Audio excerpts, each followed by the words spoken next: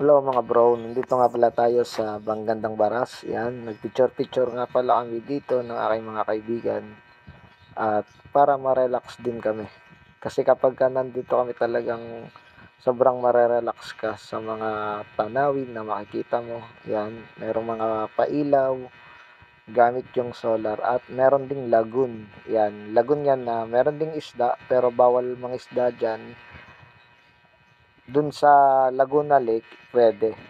Ayan, naglakad-lakad nga pala kami dyan sa Bagandang Baras para pagpawisan din, tapos tingin-tingin ng mga tanawin.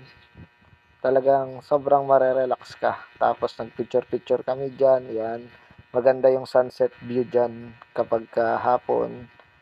Ayan, makikita nyo naman oh, ang ganda ng paligid, ng kalangitan.